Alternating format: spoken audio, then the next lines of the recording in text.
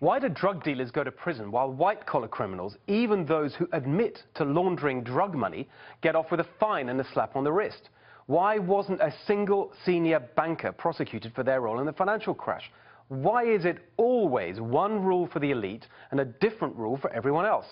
Because a corrupt Department of Justice has effectively decriminalized white-collar crime. It's the subject of tonight's Swamp Watch.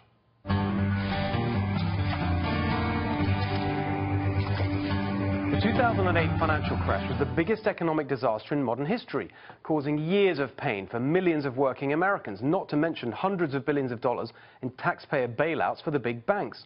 But despite that, and with new Wall Street scandals being exposed all the time, most recently at Wells Fargo, criminal prosecutions for financial fraud have been falling ever since the Clinton administration, and especially fast under President Obama. In the 80s and 90s, during the savings and loan crisis, prosecutors convicted nearly 900 people, including the chief executives of several banks who went to jail. The Enron Scandal in 2001 led to executives Jeffrey Skilling and Kenneth Lay both being convicted. As Rudy Giuliani himself, a former top U.S. attorney, once said, "The rules apply to mob big shots like Fat Tony Salerno, and they apply to big shots at Goldman Sachs too. They certainly should, but they don't anymore." So what happened? Well, Eric Holder happened. In 1999, he wrote what's become known as the Holder Memo. At the time, he was the Deputy Attorney General, and he issued a memorandum to all United States attorneys informing them that when deciding whether to charge a corporation with a crime, they can, quote, take into account the possibly substantial consequences to a corporation's officers, directors, employees, and shareholders. Let's be clear what that means. One rule for big corporations, where prosecution could have big consequences, and another for small businesses who still have to face the full force of the law because the consequences of their crimes are smaller. The Holder Memo established a new elitist doctrine. The bigger the crime, the less likely the time. Holder even admitted as much when he was President Obama's Attorney General in 2013. I am concerned that the size of some of these institutions becomes so large that it does become difficult for us to prosecute them when we are hit with indications that if you do prosecute, if you do bring a criminal charge, it will have a negative impact on the national economy, perhaps even the world economy. After the outcry that followed, he tried to walk that swampy statement back by saying, let me be very, very, very clear. Banks are not too big to jail. Well, let me be very, very, very clear, Mr. Holder. You can say what the hell you like, but you're condemned by your own actions. In 2012, British bank HSBC admitted to laundering money for murderous Mexican drug cartels, financing terrorist groups, and helping Iran and North Korea evade U.S. sanctions. Remember, the bank admitted these crimes. What was the punishment?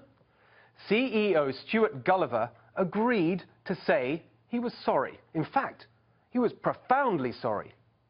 The bank paid a fine that amounted to around half its profits for 3 months. And not only is Gulliver still CEO, but HSBC actually increased his salary to around $12 million. Here's another one. In 2016, Goldman Sachs admitted to defrauding its investors, causing them to lose billions of dollars. Did any Goldman banksters go to jail? Nope. They paid a fine and went right back to work. This is what the Holder Memo led to. Instead of pressing criminal charges, prosecutors negotiate something called deferred prosecution agreements. Basically, the company acknowledges wrongdoing, pays a fine, and pledges to improve its corporate culture. But nobody's actually punished for the crime. I could cite case after case of these deferred prosecution agreements. Between 2002 and 2016, the Department of Justice entered into more than 400 of them. Executives in large corporations now know that in America, whatever crimes they commit, the worst that's going to happen is a fine that they don't even personally pay. As one retiring SEC attorney put it, for the powerful elite, these fines are at most a toll booth on the bankster turnpike. Now, as the author of a new book on this topic, Jesse Eisinger argues, this is a shocking corruption of our justice system, and at the heart of it is an insular club of elite lawyers who make their way multiple times through the revolving door between the Justice Department and elite law firms. In 2010, when the Senate recommended criminal prosecution for Goldman Sachs CEO Lloyd Blankfein, he hired one of the nation's top white-collar defense attorneys, Reed Weingarten. Conveniently, Weingarten is friends with Eric Holder, and his kids go to school with Lanny Breuers. Lanny Breuer was then head of the DOJ's criminal division. Holder and Breuer worked for years together at the elite Washington law firm Covington & Burling, where they represented many of the banks responsible for the financial crisis, including Bank of America, Citigroup, and JP Morgan Chase. Holder and Breuer then joined the Obama administration's Justice Department, where they helped out their friends defending the financial elite, making sure no one, including Lloyd Blankfein, was prosecuted for the financial crash.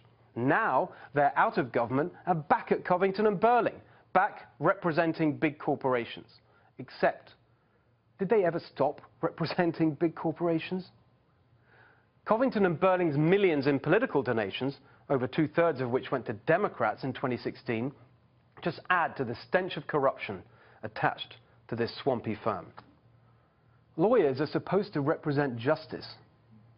In today's America, it's the exact opposite. Too many of them represent the perversion of justice.